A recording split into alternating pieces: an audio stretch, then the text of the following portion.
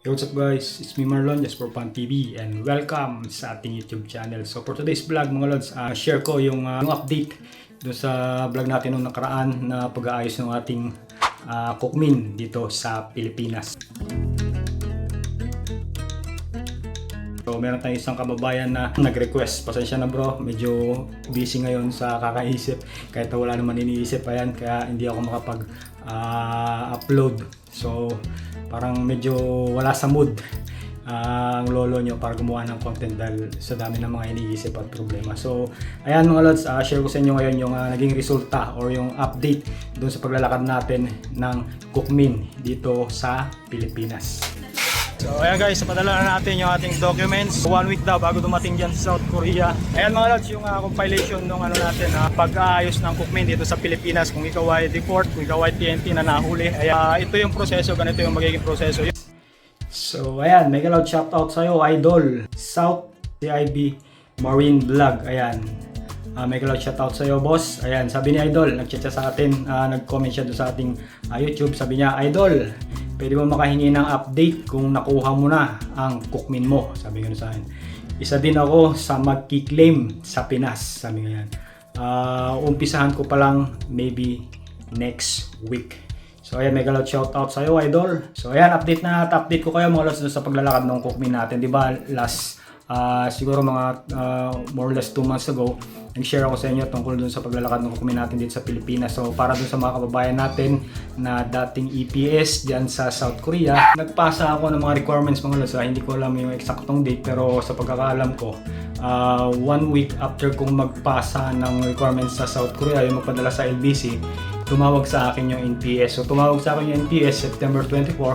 So meaning a week before nung 24 or maybe September 17 nung pagkapadala natin nung pagkapadala ko ng documents sa South Korea through LBC. Ayan, after a week tumawag sa akin si Madam sa NPS Ansan. So notify niya ako na yung pinadala kong documents is na-receive na niya. So a week after ko pinadala, so September 17, September 24 tumawag sa akin si Ma'am. Pagkatapos sinabihan niya ako na maghintay ako ng more or less 1 month. Ayan, mga 1 month daw ang kailangan kong hintayin bago dumating yung remittance dito sa Pinas.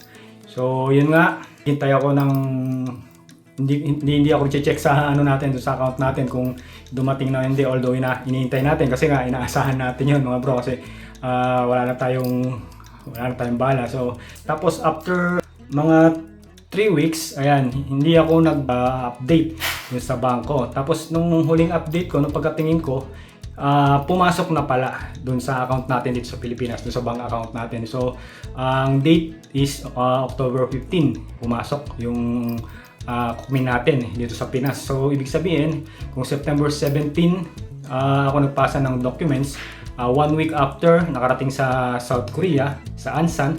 So September 24 nag-notify sa akin yung Ansan, and then naghintay pa ako ng 2 weeks ulit or 3 weeks.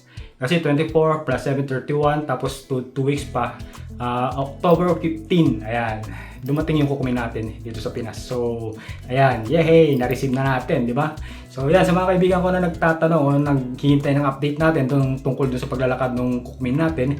So, ayan, nakuha natin in a span of 1 month. So tama yung sinabi ni Madam dyan sa Ansan, NPS Ansan. Ayan, may galawad shoutout po sa inyo Madam, and thank you so much po sa pagpapadala nung aking cookmin dito sa Pilipinas. Ayan, 1 buwan mga lods ang hihintayin nyo. Pagkapadala nyo nung documents sa LBC or dun sa post office o kung saan man, DHL, ayan, maghintay kayo ng 1 month at nasa inyo na yung inyong cookmin. So sa mga kababayan ko na bagong huli dyan, ayan, yung fresh na fresh, ayan, yun na dating EPS. Ayan, ganyan po ang proseso mga lods. I-recap natin yung nakarang vlog natin mga lods, kung ano yung mga kailangan nyo, ano. So, doon sa mga dating EPS na naging TNT na nahuli, ayan, at maglalakad pa lang ng mga papel, meron tayong vlog dyan mga lods. Kaya lang, i-ano ko sa inyo, napahapyaw yung mga requirements, ano. Unang-una, yung application for lump sum refund. Tapos yung pangalawa, yung application for overseas remittance. So saan matatagpuan yan? Matatagpuan yan sa www.nps.or.kr.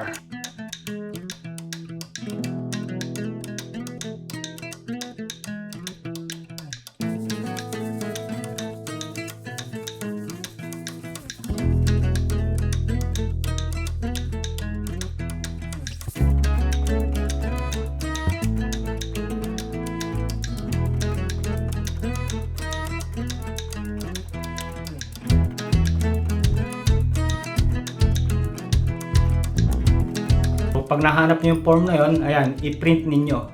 Print nyo mismo mga lods, kasi pagka Xerox lang, malabo, hindi mabasa. Baka ipaulit sa inyo sa DFA, sa Asiana. Kagaya nung nangyari doon sa isang kaibigan natin, yung pinasa ko na galing sa Messenger, pina-Xerox niya lang, yun yung pinil out niya. And then pagdating doon sa postil, hindi tinanggap kasi nga Xerox, malabo daw, hindi maintindihan. So kailangan yung i-print mismo yung form galing doon sa website ng NPS. Mas malinaw yun at mas talagang mababasa, basang-basa. Application for lump sum refund, application for overseas remittance, ipifill out nyo yun. Pagkatapos photocopy ng old and new passport nyo. Kung may old passport kayo, ipa-photocopy ninyo. At yung new passport, ipa-photocopy ninyo. And then yung inyong ARC, ayan, mahalaga yun, yung Alien Registration Card, ipa-photocopy din ninyo. At nakalas, yung inyong bank book, ayan, pinakahuli. So ipa-photocopy din ninyo. So take note mga lods, doon sa affidavit mga lods, gaya nung nangyari sa atin, doon sa affidavit, pag pinapidavit nyo yung mga form na yan, yung application for lump sum refund at saka yung overseas remittance, yan yung unang-una doon sa affidavit. So nangunguna. So yung mga documents na ipapasa natin, like yung mga old and new passport, ARC, bank account number, doon yan sa susunod, sa mga annex, sa mga susunod. So yun, sa halimbawa nakasulat doon sa column is photocopy of new passport. So kailangan i-indicate nyo yung number. Ayan, tapos slash, ayan ba, photocopy of new passport slash ay dash pagkatapos yung number. Tapos photocopy of old passport dash tapos yung number. Tapos photocopy of alien registration certificate o alien registration card dash tapos yung number. Tapos photocopy of bank book, ayan, tapos yung bank account number ninyo. So yung bank account mga lods, hindi pwedeng nakapangalan sa iba, kailangan pangalan ninyo kasi hindi hindi yan ma-approve pagka nakapangalan lang sa iba. Kailangan nyo kumuha ng bank certificate mga lods. Pwede nyo isama dun sa affidavit yung bank certificate, pwede rin hindi. Kasi ako hindi ko sinama, pero mas safety kung isasama nyo. Pero yung sa akin, hindi ko sinama yung bank certificate kasi nahuli na ako nanguha. Nakuha ko naman yung pera ko mga lods, na ipadala naman yung cookman natin. So walang magiging problema. So yun lang mga lods, may share natin ngayong araw. Ayan, share ko sa inyo yung update ng ating cookman. Kung isa kang dating EPS na nag-TNT at nahuli ka, napauwi dito sa Pilipinas, ayan, hanapin mo dun sa natin, sa channel natin, ayan, kung paano mag-ayos ng cookman dito sa Pilipinas. So hopefully sana nakatulong sa inyo mga lods, sa mga kaibigan natin na TNT na nahuli. So sa mga kaibigan natin na nandiyan pa sa South Korea na nagtatrabaho pa rin hanggang sa mga panahon na to, ayan, na mga undocumented or walang visa, ayan, ingat-ingat lang mga lods kasi sa Incheon ng isang araw daw 45 Pilipino yung nahuli, dalawang grupo, isang 15 tsaka isang 30 katao nahuli yan sa Incheon. So ingat-ingat mga lods, kung gusto nyo pang magtagal dyan sa South Korea. So ilan na yung mga kababayan natin na kumukontak sa atin at nagtatanong kung paano yung proseso. So sila yung mga kababayan natin na katulad natin, di ba?